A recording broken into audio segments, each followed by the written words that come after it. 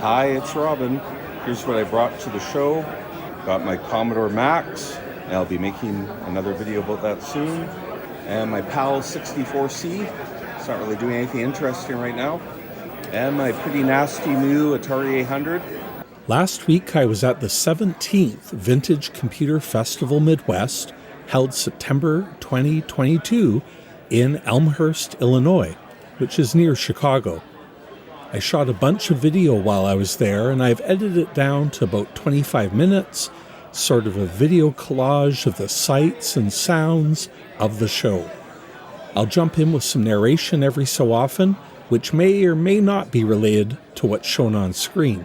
I also record some interviews with some friends about the interesting retro computer projects they're working on.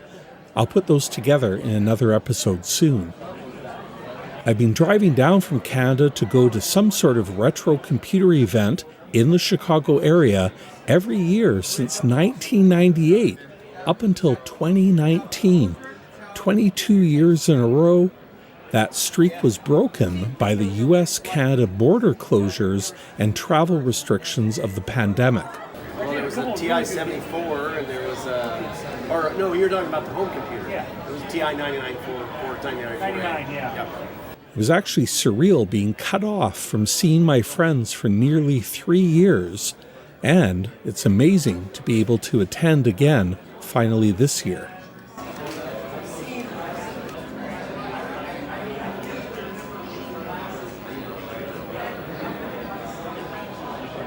This is Jim Happel's display, also famous for VR64 and Stupid Pet Tricks. And he's recreated this magazine advertisement.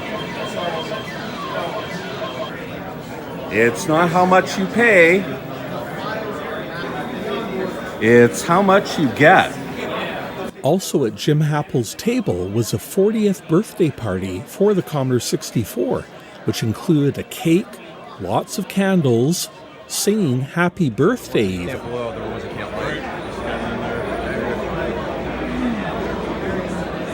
Is that exactly 64 candles there? No, it's 40.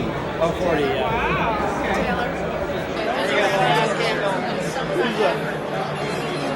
I'm not sure this is legal with the rental agreement. Someone alerted the fire squad.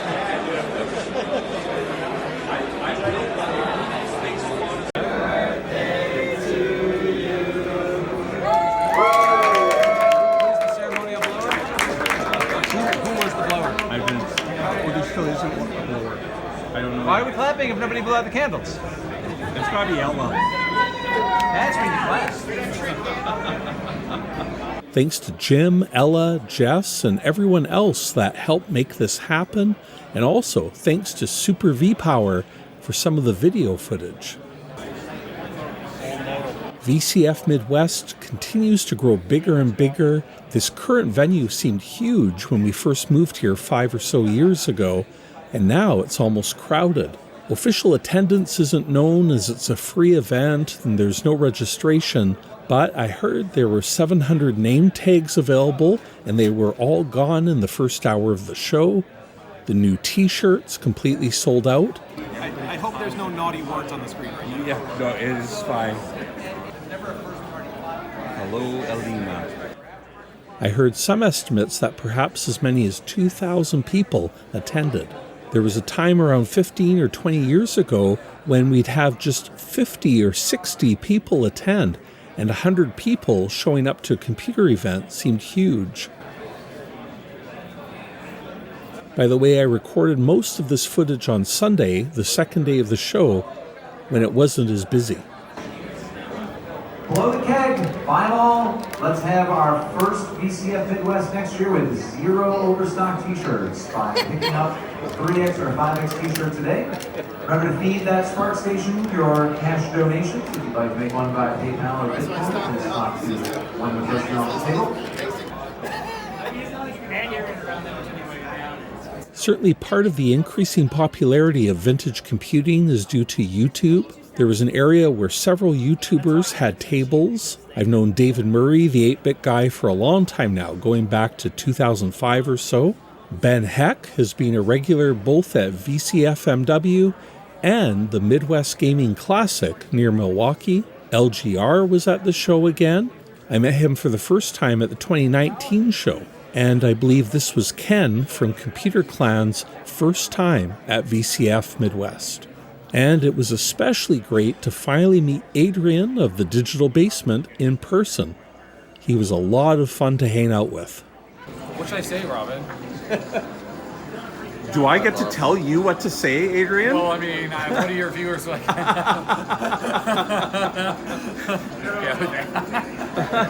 right, here we go. Yeah. It was great to finally meet Robin in person after all these years, to see a fellow Canadian.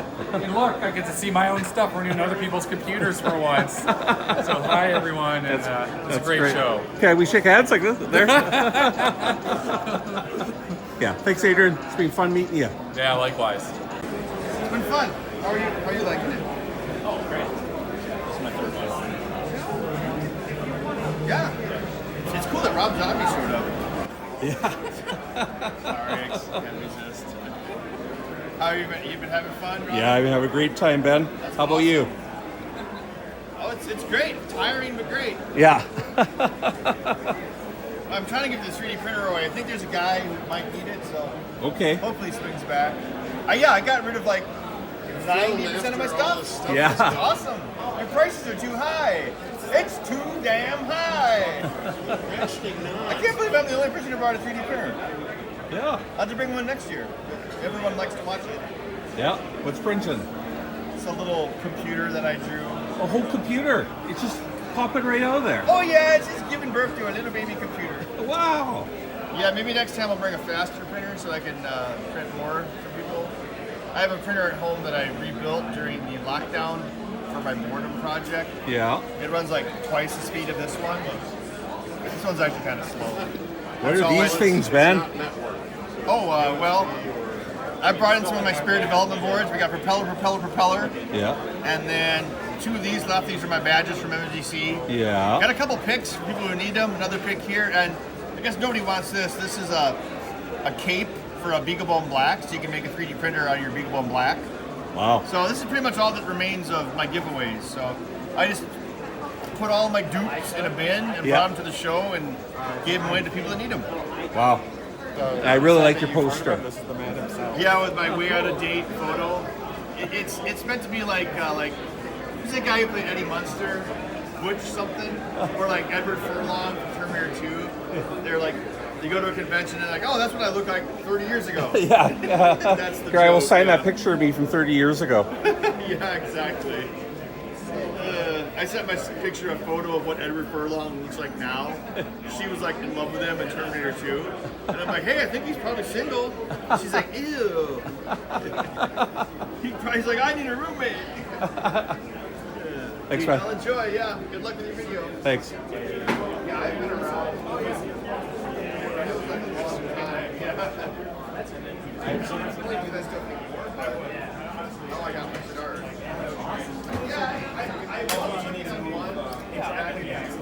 Hi, Clint. Hi. Hey, guys.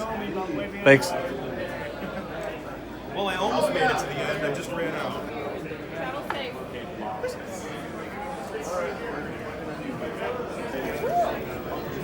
How you doing?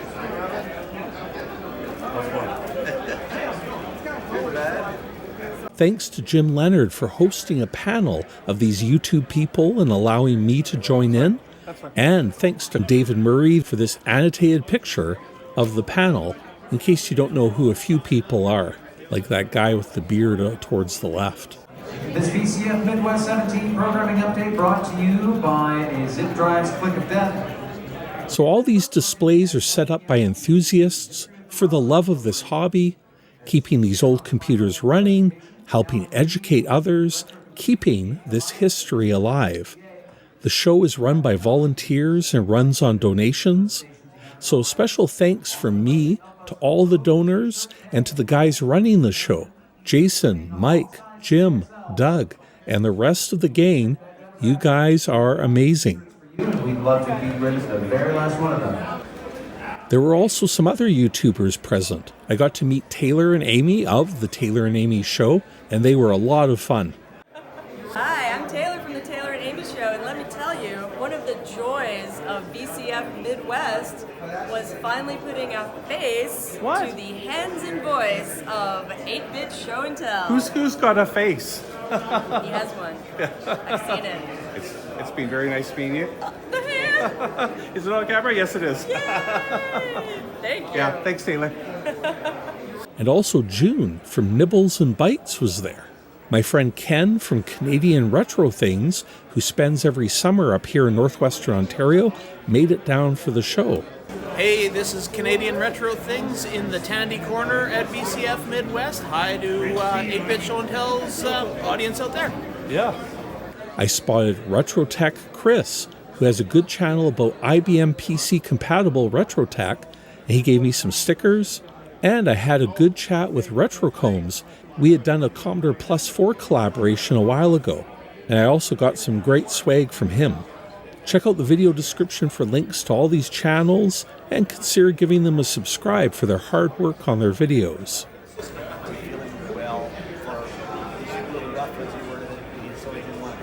Well, Lee, I didn't expect to because he just moved out where my sister is.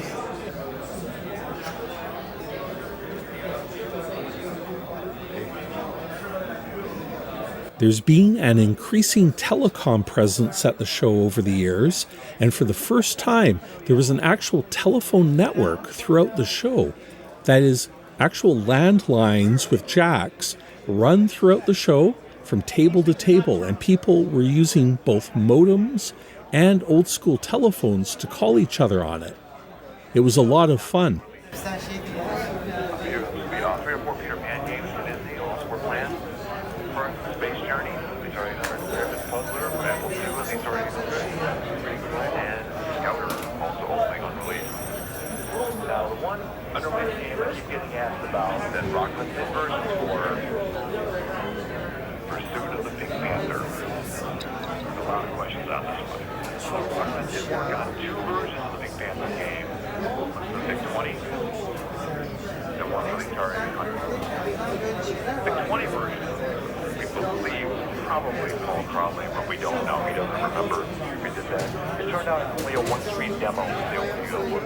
One of my favorite things was a very early telephone answering machine that actually physically lifted the receiver off the hook and had a microphone that attached as a workaround, as it was then illegal to add your own equipment to the phone network. No direct plugins were allowed.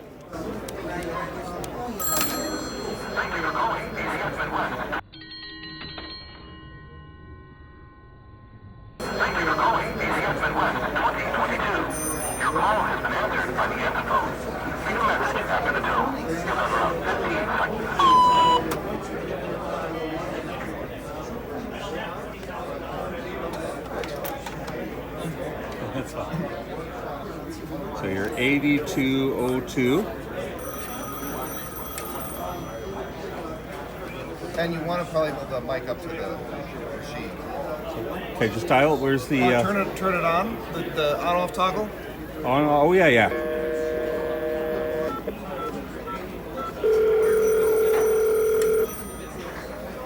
Hello, Scorpio.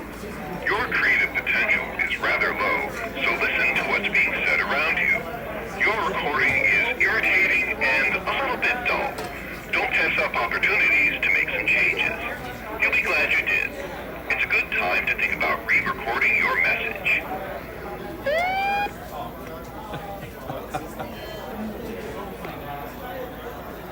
I love it. Yeah. Yeah. All right, so this is the Superphone 7800. It's a combination of phone, clock, calculator, probably a timer, I think, as well. But you basically, it's pretty simple. You select a line. We'll do the 2024 extension, which is the Fairchild Channel F booth. That's 2028. 2024. Hello? Did I get someone? What booth is this? Oh yeah, I'm right across the room. Turn around. Hi. Who's that? Damn.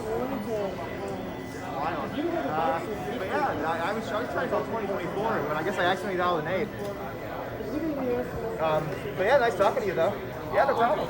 Bye. The neat thing about this one is it actually has 2 lines. You have to select a line before you call. Right. Currently, I've only selected line 1 since that's the only one we have plugged in. But if you have line 2 plugged in, you can do it. You can conference call with it. It's really crazy for something from 1981, 82, based on technology from the 70s. Yeah. I've heard these are actually quite uncommon. I found it at an antique mall for $30. Nice. And it was, I just got it. So you got to just put a new cap in and it works great. Yeah. Because I need to figure out how to set the clock. Right now it thinks it's 4:17 a.m. on the 0th Sunday. Yeah. Yeah, that's the superphone. Yeah, nice. Thanks a lot. Yeah, no problem. Yep. It was really cool checking out a prototype 16K VIC-20 that Commodore Z brought to the show. I'm sorry I didn't get any video of it. If there's a retro computer show around you, I really recommend you try to go. I drive all the way down from Canada. It takes me about 12 hours to drive from Northern Ontario through Minnesota, Wisconsin, and into Illinois. Although some of that I carpool with my friends Jason, Laura, and Adrian. It's totally worth it to me to do this trip every year. If there isn't a show anywhere around you, try to find a few local people into the hobby that you can put together for a small meeting or event locally. You can usually find free meeting space like a public library. Some groups meet at church buildings or restaurants. They've got the tables, chairs, and electricity. You just bring some old computers and extension cables and you're set to have a fun time, make some new friends, and learn from each other. The free pile is a great feature of the show, and the rules continue to evolve as time goes on. In years gone by, there was a no printers rule, as there was just so many of them that nobody wanted. But this now has been updated to no uncool inkjet printers. And I'm happy to report that the no weird smells rule was followed fairly well this year. Definitely improvement over some previous years. Really, the rules for the free pile are good rules for life in general. Also in the same large hallway as the free pile are many vendors selling lots of cool stuff. These still photos are of things that were available Saturday morning, while things were looking more sparse Sunday afternoon once it was picked over. But there was still quite a bit to look at.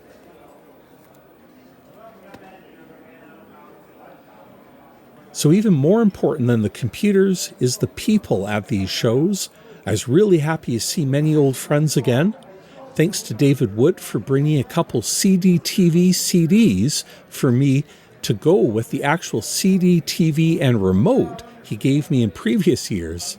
Extremely generous of him. I need to show those on the channel sometime. And Adrian Gonzalez gave me an EEPROM chip containing his new Super Snapshot Upgrade ROM, which I should definitely make a full video about soon.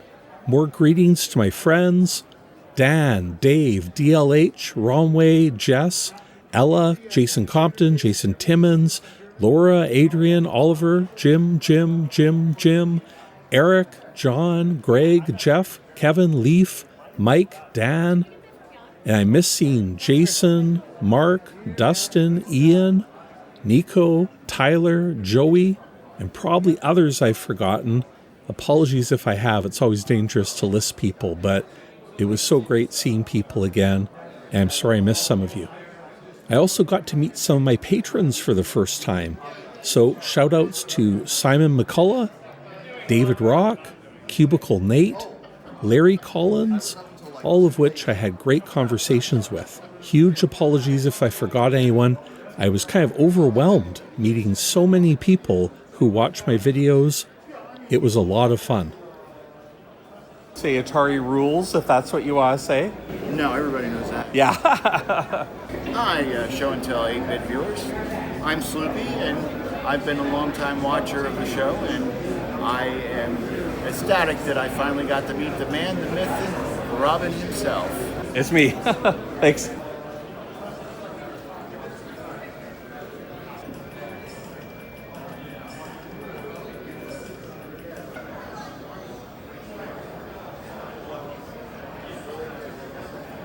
brought to you by whatever you call those Valley Astro controllers. Are they joysticks? Are they paddles? We don't know.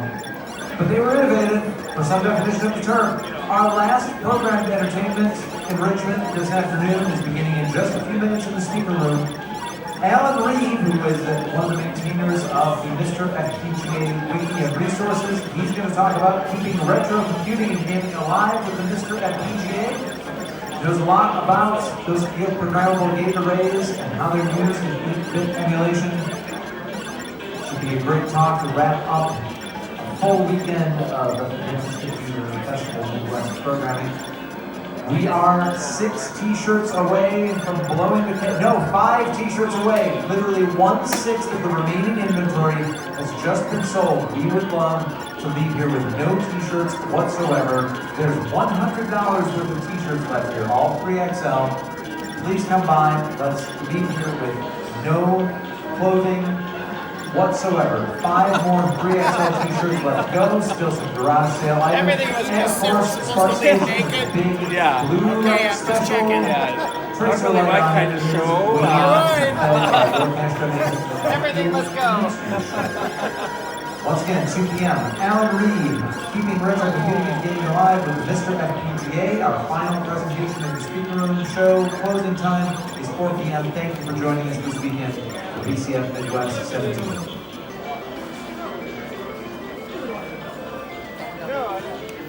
The second last. Okay, that's it for today. Thanks for watching, and like I said, I'll have another video soon with some interviews with my friends at the show about the projects they're working on. Thanks to my patrons for their support. Thanks to you for watching, and I'll talk to you next time.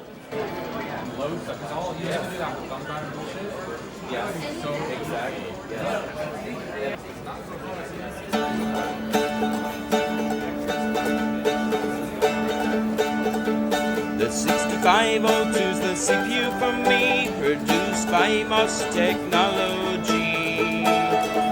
Chuck Peddle made it with his team, those 8-bit registers are a dream. It first powered the Apple I, few realized what had begun. A low-cost processor solution sparked the home computer revolution.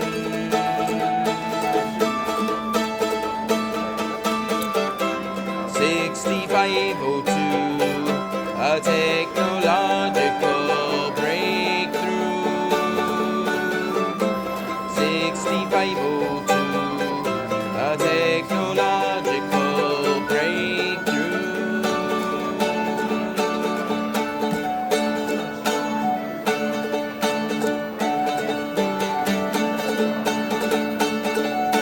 Soon came the Commodore PET. Model 2001 had a built-in cassette. Then there was the Atari 2600.